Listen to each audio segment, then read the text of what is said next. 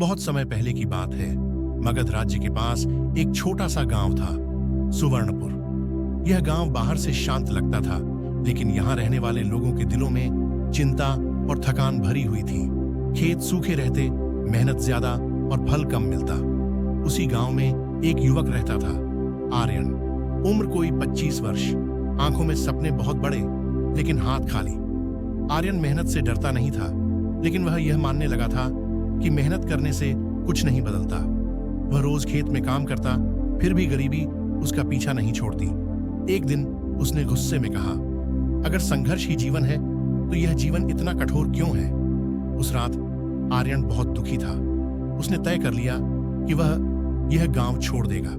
उसी समय उसे पता चला कि गौतम बुद्ध पास के वन में ठहरे हुए हैं। अगली सुबह आर्यन बुद्ध से मिलने निकल पड़ा। वन में पहुंचकर आर्यन ने बुद्ध को शांत मुद्रा में ध्यान करते देखा। ध्यान समाप्त होने के बाद आर्यन उनके चरणों में बैठ गया और बोला, भगवान, मैं मेहनत करता हूं, फिर भी दुख ही मिलता है। क्या संघर्ष से बचने का कोई मार्ग है? बुद्ध मुस्कुराए। उन्होंने पास पड़ी एक सूखी पत्ती उठाई और कहा, क्या यह पत्ती हवा से डरकर गिरी है? आर्यन बोला, नहीं, यह तो समय आने पर गिरी है। बुद्ध बोले, ठीक वैसे ही संघर्ष जीवन का शत्रु नहीं है, वह समय का शिक्षक है। जो उससे भागता है वह सीख नहीं पाता। आर्यन चुप हो गया।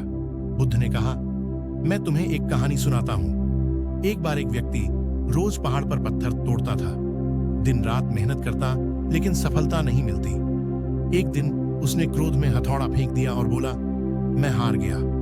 तभी उसने देखा जिस पत्थर को वह तोड़ रहा था उसमें बस एक आखिरी चोट बाकी थी। बुद्ध ने आर्यन से पूछा, अगर वह एक बार और कर लेता तो क्या होता? आर्यन की आंखें भर आईं।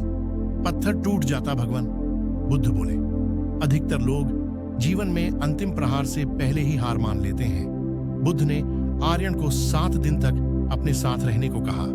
हर दिन वह उसे छोटे छोटे काम देते, लकड़ी लाना, पानी भरना, झाड़ू लगाना। आर्यन के मन में सवाल था, मैं यहाँ आया था ज्ञान के लिए, ये तो साधारण काम है। 7वें दिन बुद्ध ने पूछा, इन कामों में तुम्हें क्या मिला?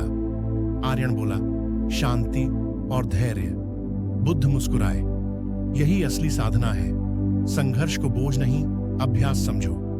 आर्यन वापस गांव लौटा, लेकिन इस बार वह बदला हुआ था। अब वह मेहनत से भागता नहीं था, शिकायत नहीं करता था, वह हर कठिन दिन को सीख मानता।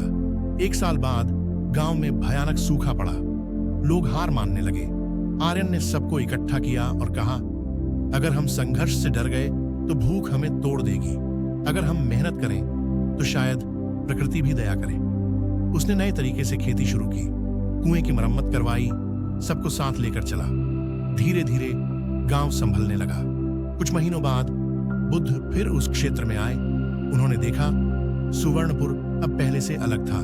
बुद्ध ने आर्यन से पूछा, अब तुम्हें संघर्ष कैसा लगता है? आर्यन ने हाथ जोड़कर कहा, भगवान, अब मुझे समझ आ गया है। संघर्ष ने मुझे तोड़ा नहीं, मुझे गढ़ा है। मेहनत से डरना अंधकार है और उसे अपनाना बुद्धत्व की ओर पहला कदम। बुद्ध ने कहा, जो व्यक्ति संघर्ष से भागता है वह जीवन से भागता है, और जो संघर्ष को स्वीकार करता है वही जीवन को समझता है। कहानी की सीख, संघर्ष जीवन का दुश्मन नहीं, गुरु है। मेहनत कभी व्यर्थ नहीं जाती, बस समय लेती है।